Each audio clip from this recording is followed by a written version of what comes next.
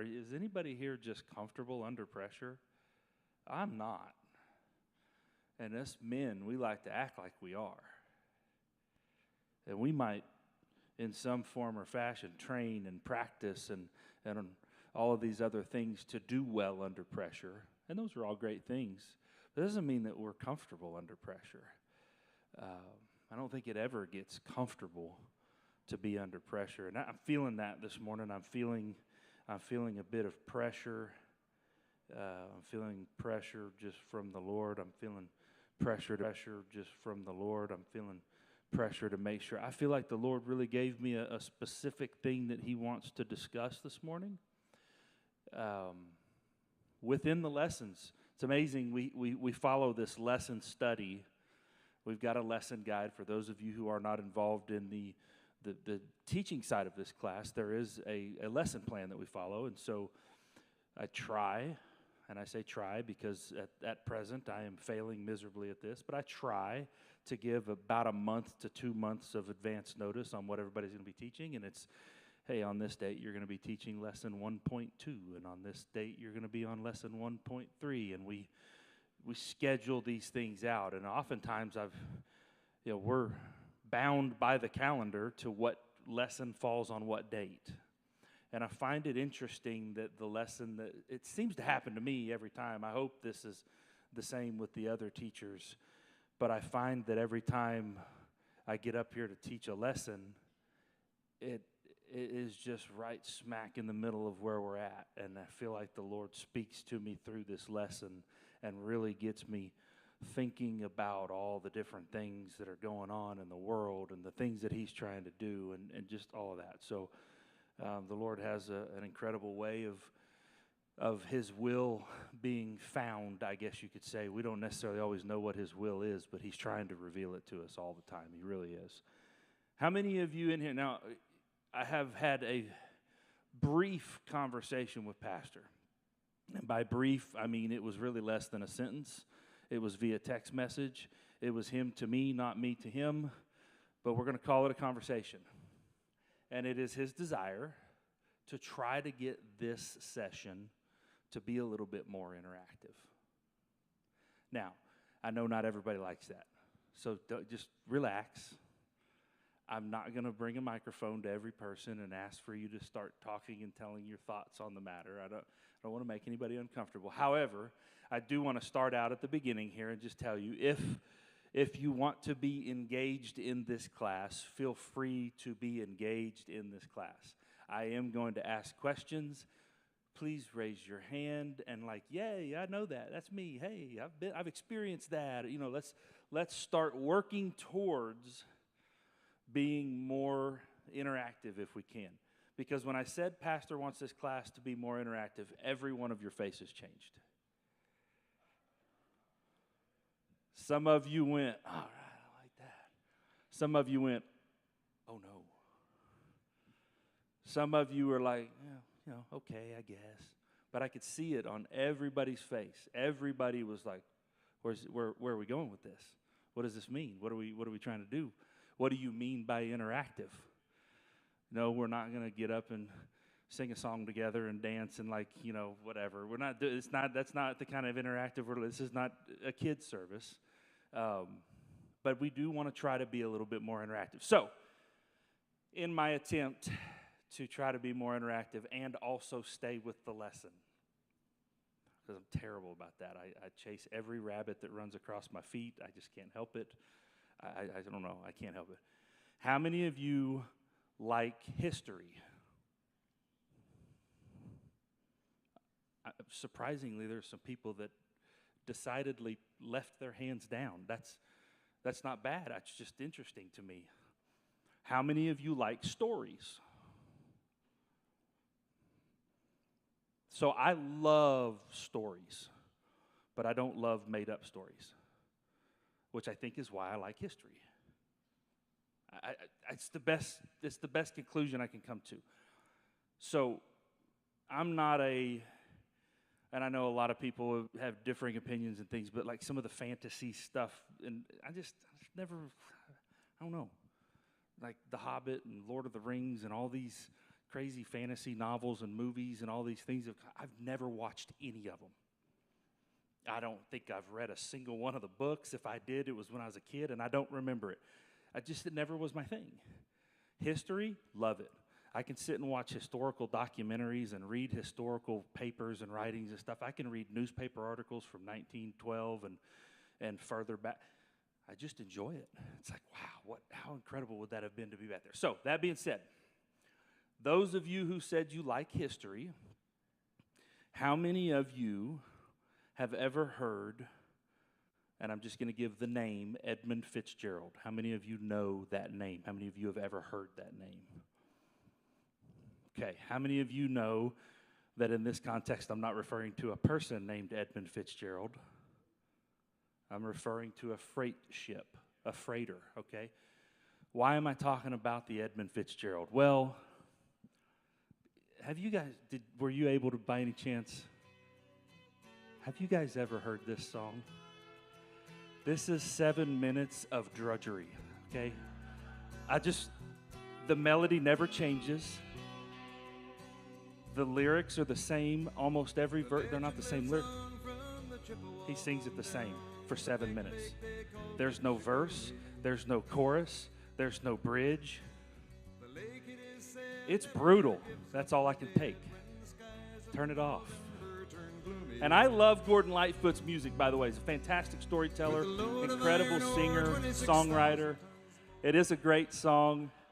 It really is. I'm kind of kidding about the song. He's an incredible guitar player, incredible singer. That song's painful. He's got some great music. That's not my favorite. That song is called The Wreck of the Edmund Fitzgerald. And for those of you that don't know, in 1975, in November, the Edmund Fitzgerald was one of the largest lake freighters in existence. Like some almost 30 tons. This thing was incredible. And they set out at the same time as another ship. And while they're crossing Lake Superior, they're taking some stuff from the town of Superior to Detroit. They're full of iron ore in the belly of this ship. They get to a spot that's only about an hour away from land where they were trying to get to, and the sea was contrary, they say. A 30-ton ship. This thing's massive.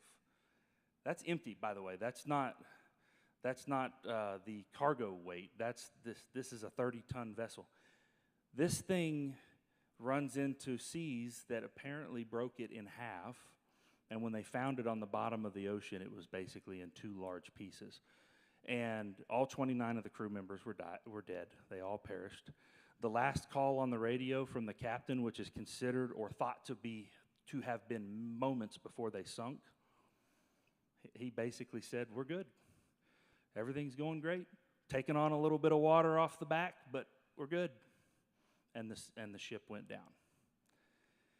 And so, what does that have to do with anything? Well, I mean, it's trying to get people to be interactive. So we tell a little story to get your minds interactive and engaged, right? So, as the Bible tells the story of the disciples rowing across after Jesus sent them, let's go ahead and I'll give you some scriptural reference to why we're talking about the Edmund Fitzgerald. It's John 6. And this is the context of our lesson. "And when even was now come, his disciples went down unto the sea." And we're just going to read through them as fast as you can flip them. "And entered into a ship and went over the sea toward Capernaum. And it was now dark, and Jesus was not come to them. And the sea arose by reason of a great wind that blew." So the sea is getting contrary. "So when they had rowed about 25 or 30 furlongs." How many of you know how long 35 furlongs is? Anyone? Anyone? Somebody's got to know this. A guess? Somebody guess. Throw me a guess. 5 and 20 or 5 and 30 is roughly 30. Let's call it the long side of it's 35 furlongs. Somebody give me a guess. What did I hear? Half a mile?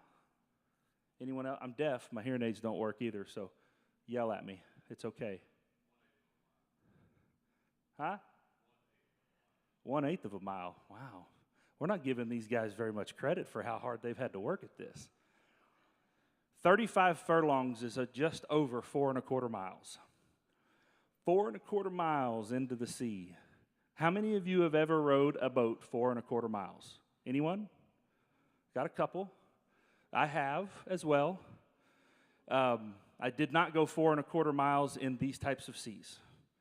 I did go about a half a mile in these types of seas in a canoe that I thought I was going to die in. And I can just tell you, it was not fun. When they had rowed about 5 and 20 or 30 furlongs, they see Jesus walking on the sea and drawing nigh unto the ship, and they were afraid. Isn't that ironic? Next verse. But he saith unto them, It is I, be not afraid. Then they willingly received him into the ship, and immediately the ship was at the land whither they went. Now, I want to show you, so this is why we're talking about the wreck of the Edmund Fitzgerald. Think of the type of seas that they said when the Edmund Fitzgerald wrecked, it was hurricane force winds. I've been on the lake here in Oklahoma in a fishing boat with Austin Lang. I'm going to call him by name because I thought I was going to die that day. And we were trying to just make it back to land, and the storm's coming. But my man I'm pointing over here because this is where he sits. I think they were affected by some of these storms, but I'm pointing over here because this is where he sits. My man's got to throw his cast one more time because that fish might be out there. I'm like, no, get me off of this thing. If one more wave hits the bow of this boat and makes me feel like I need back surgery, I might swim to shore. Get me off this thing. Fished another time with another, like I think it's his cousin. Some of you might know him, Tim. Fished with him, and that dude ran 9,000 miles an hour across the middle of the open lake with waves that were a good 3 feet high, and I thought I was going to have a back eel replacement after that ride in the boat. I'm just saying, I've only been in lake waters that are this high, and I thought I was going to die. And that was from like 30-mile-an-hour winds, 40-mile-an-hour winds, and the waves can just stack up. Think of hurricane-force winds coming across Lake Superior. It's a massive lake. You wouldn't know it wasn't an ocean if you stood on the shore. It's that big. You can't see across it. Am I lying, Bob? You've been there, right? You can't see the other side, can you? Biggest lake in the world. Can't see the other side, can you? You look out there, and it's just water. It's massive. It's unbelievably massive. If you haven't seen it, go see it. It's incredible. It looks like there's waves rolling up on the shore, just like if you went to the beach at the ocean. It's incredible. And this thing is going across there in hurricane force winds.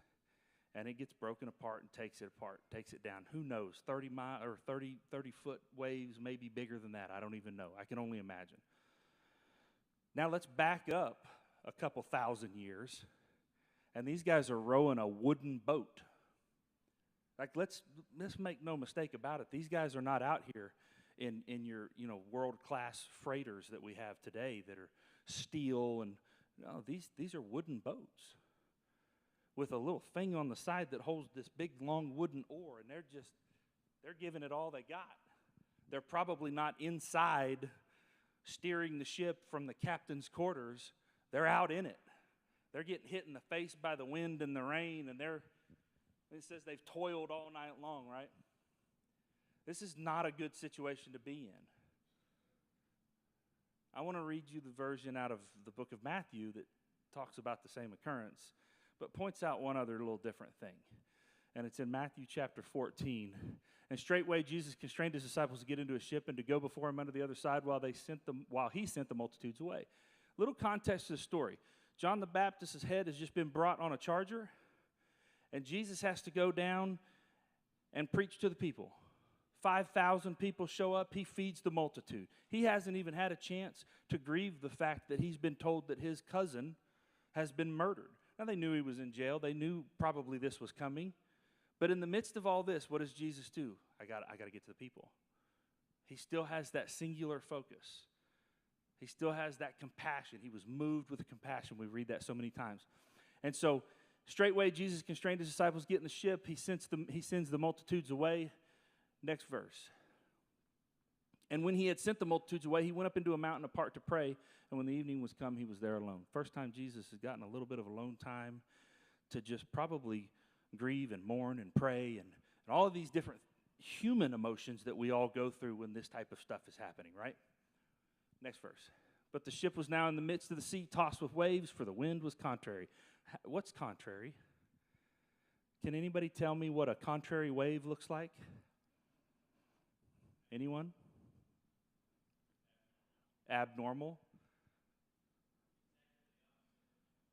Okay, so the opposite, abnormal. They're both okay, but still, you didn't tell me anything. Angry, still doesn't tell me anything. What's a contrary wave? Can you describe to me a contrary wave? Okay, that still doesn't really tell me what it is. How big is it? How tall is it? How fast is it moving? I don't know. It's a very vague term, right? The wind was contrary. Contrary to what? Contrary to popular belief? Contrary to the meteorological norms of the era? Contrary to what? Contrary to what they wanted it to be because they wanted to go that way and the wind was blowing them that way? Contrary to what? Well, no, we're just beating our heads against it at this point, right? The wind was contrary. I don't understand what contrary means in this sense because it's very vague. It was not helping them. You're absolutely right. We can guarantee that when something's contrary, it's probably not helping you if it's contrary to you. So that's absolutely true. But it's kind of like saying, well, when are you going to be there? Soon? 5 minutes soon? Or 3 days soon? I don't know.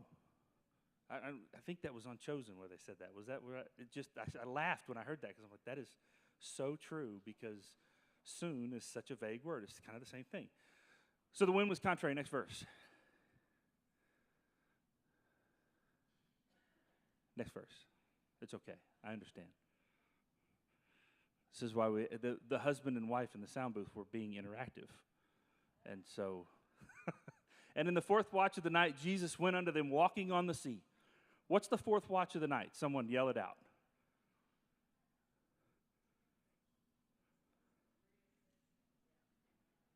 Good. He's on it. 3 to 6. That's the fourth watch. I don't work overnight. Don't ask me to.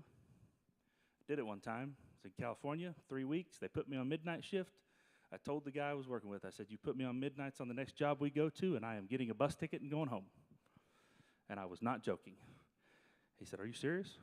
I said, oh, I'm serious. You put me on midnights, we're going to have problems. I don't function at that time of day. It's the fourth watch of the night. They're still toiling. They're 4.25 miles into the ocean, and they're still rowing away at 3 o'clock in the morning. I heard one guy say one time, nothing good happens at that time of day. Nothing good happens from about 1 a.m. till about 4 a.m. There's nothing good going on. Here they are out here just toiling away, rowing their ship across the sea here, in the fourth watch. And here comes Jesus, just on a midnight stroll. I don't think it really looked that way, but I mean, who knows what it looked like. Walking on the sea. Next verse. And when the disciples saw him walking on the sea, they were troubled, saying, it is a spirit, and they cried out for fear. I don't. They just watched him feed 5,000. They've walked with him long enough now that this thing didn't start yesterday. They've been with him a while. There's another one of those vague terms. This is not a new person to them. But here comes Jesus walking on the sea, and they're troubled, and they say it's a spirit, and they cried out with fear. Next verse. But straightway Jesus spake unto them, saying, be of good cheer, it is I, be not afraid. They heard his voice. Something changed. Next verse. And Peter answered him and said, Lord, if it be thou, now I've seen him, I've heard his voice, and I'm still going, is that you, Lord? Lord, if it's really you, in our doubt, in our fear, in our worry, in all of our places that we seem to live, all of us, it's every one of us. We can pretend like it's not, but it is. Every one of us in some form or fashion deals with doubt, deals with fear, deals with worry, deals with, You may do it differently than everybody else that you think, but it's there. We all do. We all have it. We all struggle with it. Bid me to come unto thee on the water. If it's really you, prove it. Well, bid me to come. All he needs is the word. And he's like, we'll prove it. And then I'll have enough faith to take the step. Next verse. And he said, come. One word. He doesn't say, yeah, tell you what, Peter, if you'll come out here, this is what's going to happen. I'm going to make sure that. Doesn't say any of that.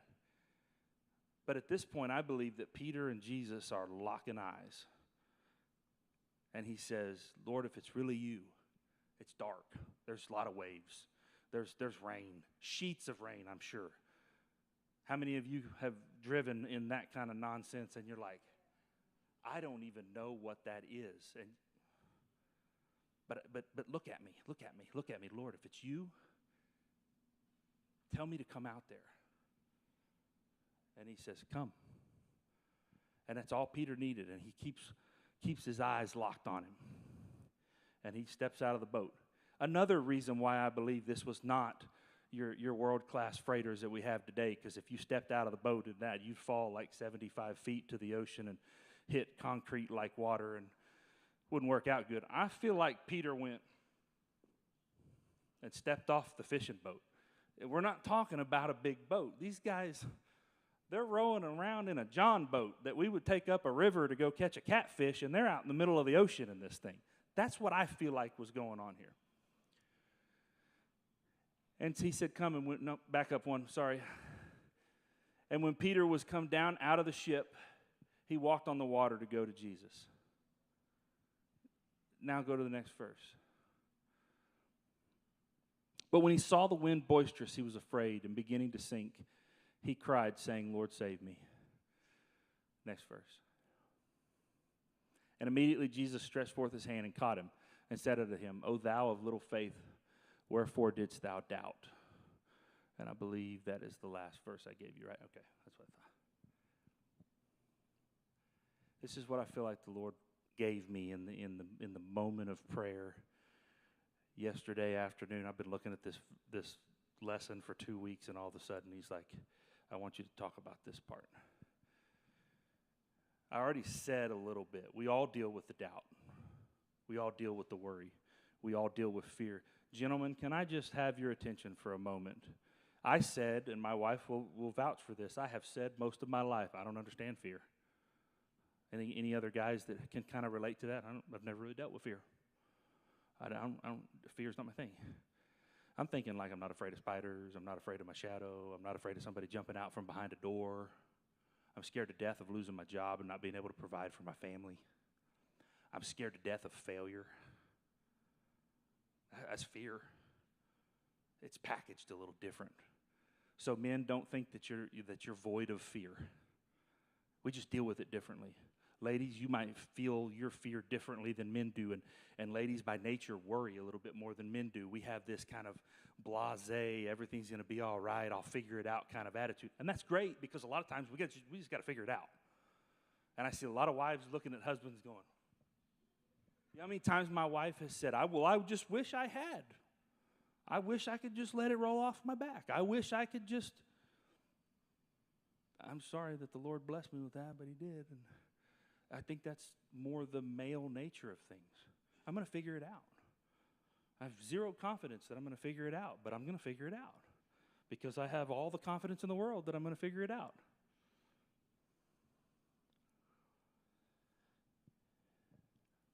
There's a lot of stuff going on in the world right now that we live in. And if I did want to be super invasive and interactive, I could take this microphone around this room, and every single one of us, there's not a single person in this room that is disconnected from what I'm about to say. I could take this microphone around the room, and every single one of us could point to something that we're fighting right now, that we are battling, that we are going through. There's a situation.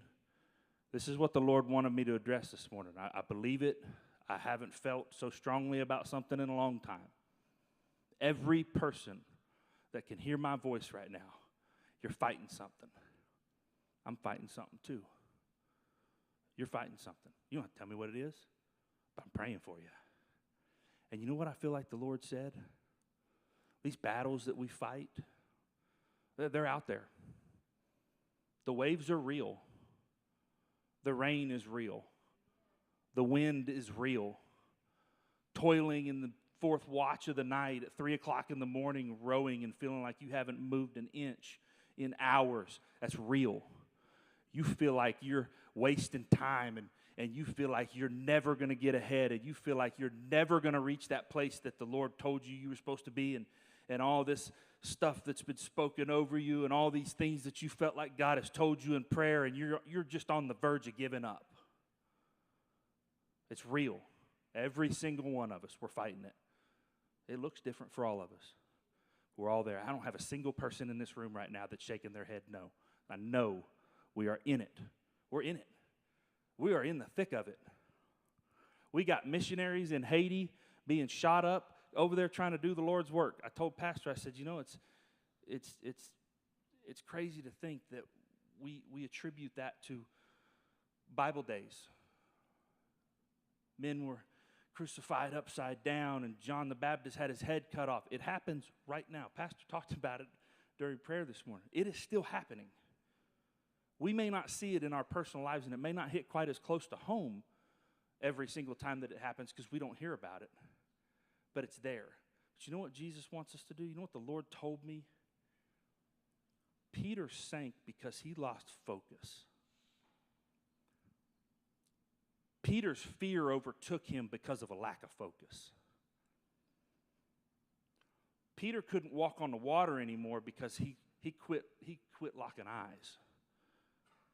He quit devoting himself to Jesus, and he said, wait a minute, the waves, the wind, the rain, all of these things that are fighting against me, and I feel like I should just give in to them.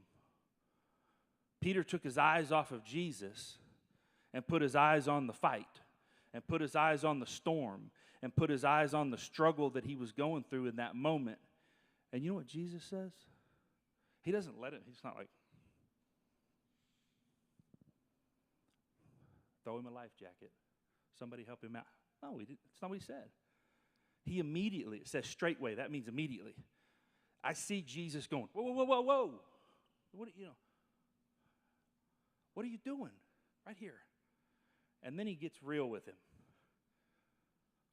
Why are we struggling with all this stuff? And why are we not able to come through it? Why are we not able to get to the other side of this stuff that we're battling?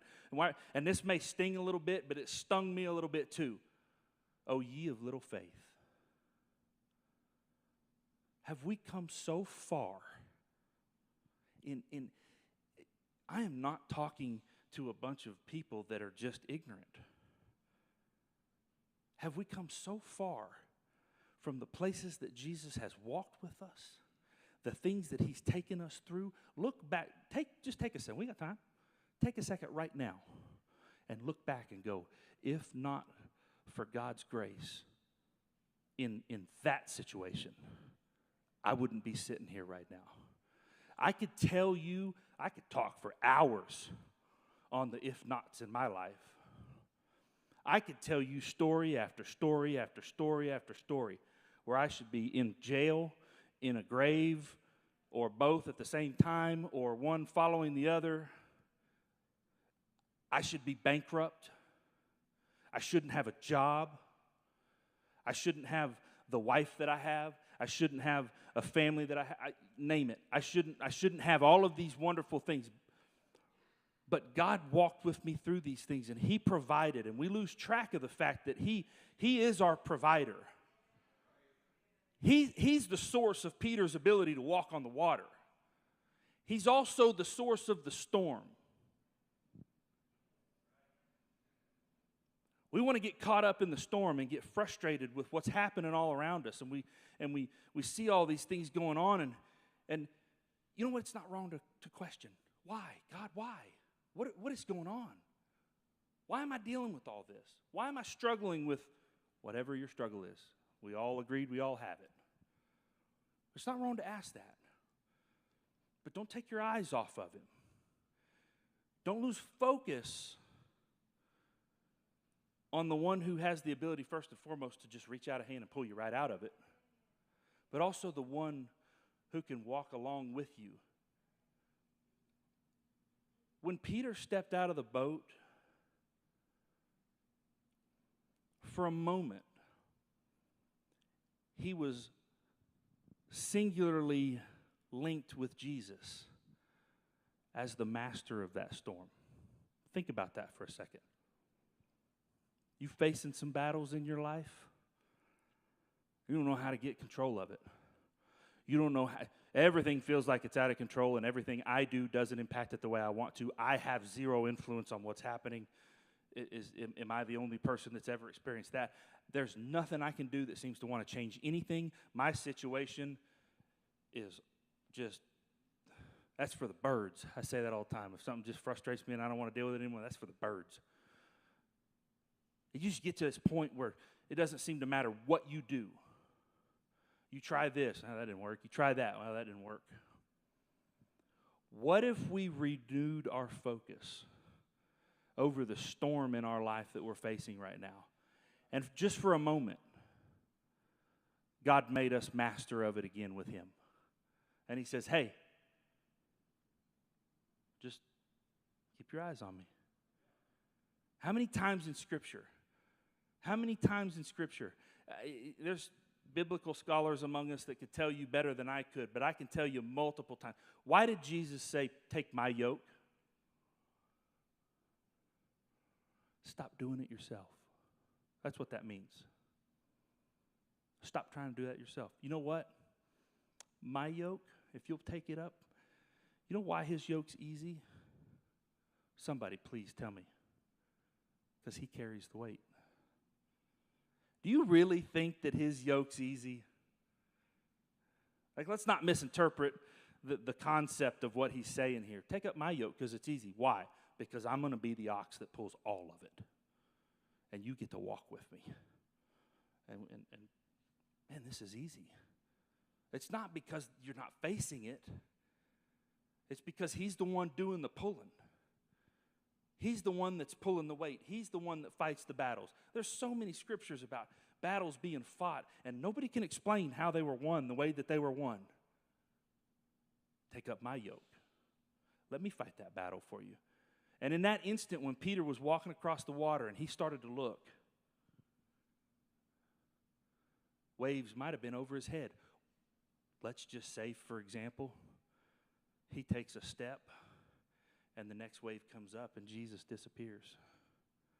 How many of you have ever felt like, I'm trying to keep focused here, God, but I can't see you? Ever felt that? God, I want to keep my eyes locked on you, but I can't see you right now.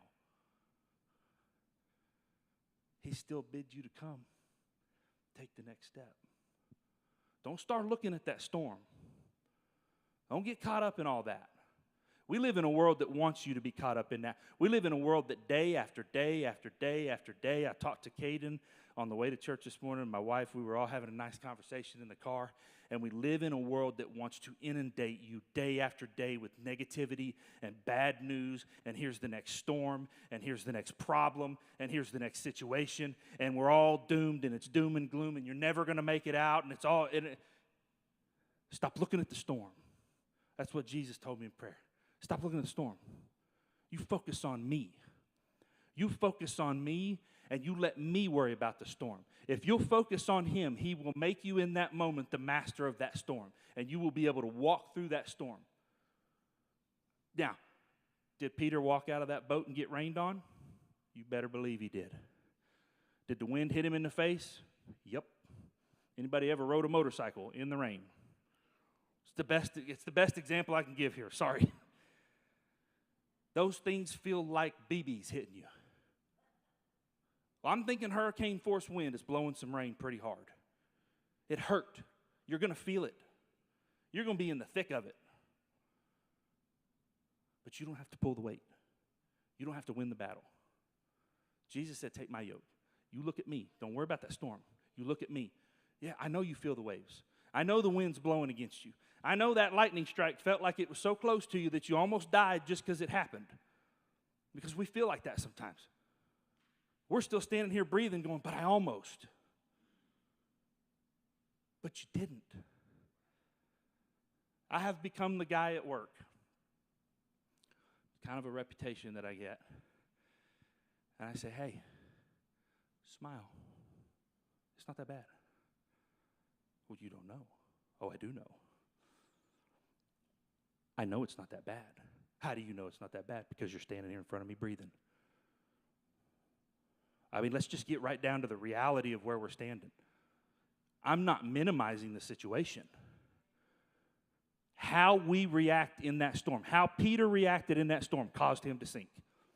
How Peter treated the waves caused him to sink. I'm not saying anything different by saying, hey, it's not that bad. Don't lose focus. Same thing, same concept. Oh, he's the smile guy. Well, you know what? Smile wrinkles are prettier than frown wrinkles, okay? So if for no other reason, smile. Kirk Franklin sang about it. You look so much better when you smile. Even though it hurts, smile. It's the truth. This is where Jesus wants us at, right here today. Amidst all the heaviness, amidst all the death and destruction and storms and everything that's going on, he wants us to take a moment and renew our focus. Take the time to lock eyes with him one more time. Take the time to go back to that place. You remember that song, Take Me Back. Take me back, dear Lord. To the place where what? To the place where I first believed? Was that, there's so many different versions of it. Sing it however you want to. It's the first time you met him, okay? Sing your song, I don't care. But what if just for a moment you went back to that place? I can remember it. Let's go back to Morris, Oklahoma. It was kind of right about here. I get emotional thinking about it right now. It's the first time I ever felt it. It's the first time it ever happened to me. I didn't have a storm all of a sudden. Every fight I'd ever fought, every addiction I'd ever dealt with, in that moment when my focus was so pure. Why are we so caught up in the world? And Jesus is just standing there going, just come. It's one word. Oh, Lord, if you do it, he just said, come. We beg and we plead and we cry and we want to, and he's standing there going, just keep your focus on me and step out of the boat. Yeah, it's raining. All that stuff's happening. If I've done nothing else, I'm out of time, and I'm actually going to stop on time. Take yourself to a place where you remember what that feels like. And I'm not saying build up these old, apartment complexes that you run back to and live in your past. That's not what I'm talking about. But remember what it feels like to have your focus truly on him and go there. Don't live in the past. Right now, focus on him. Let him fight the battle. Let him calm the waves. Or let him walk you through it. And one of these days, whatever it is that you're facing right now is going to be another one of those situations that you look back on and go, I should have been dead. I should have been bankrupt. I should have been in jail. I should have insert whatever. But my focus was so pure and clear on him. I know without a doubt now that he walked me through that. Let's stand. Jesus, I'm thankful for the pressure that you give us that wakes us up sometimes, that makes us uncomfortable and points us back to you, Lord. It's hard sometimes in the midst of a storm to be thankful for what you're doing. But, Lord, I can't lose my faith. And I know that if I have my faith and I keep my focus on you, that these storms, I can't help but remember the scripture that says you're going to wipe away every tear, that you'll heal the brokenhearted. There's too much scripture in there that gives me hope for me to lose faith right now in the middle of this storm. And Lord, I'm just asking right now that everybody in this building, that you would help us to renew that faith this morning, Lord. Help us to renew that focus. Help us to get ourselves back to a place where we know that, yes, I have to live in this world, but I don't have to be of this world. And although all of this stuff is going on around me, I don't have to give myself to that. As long as I stay focused on you, you will walk me through these storms. Lord, I know that there are heavy hearts in this building today, and I ask that you comfort, Lord, in a way that only you can comfort. And Lord, I ask that you bring peace, because you are the Prince of Peace. And there is no peace that comes from anywhere except for from you. And Lord, I also ask that your joy would be able to set in, because there is nothing like being able to go through a storm and smile all the while. Why? I don't know, because I have joy. Lord, I'm asking for your joy right now. I'm asking for your peace, and I'm asking for your comfort in ways that only you can give it. And Lord, we ask it in Jesus' name. Amen. I know it's heavy. I've already talked about it a little bit this morning. It's been heavy in this whole place all morning long. But greet somebody. You might be the light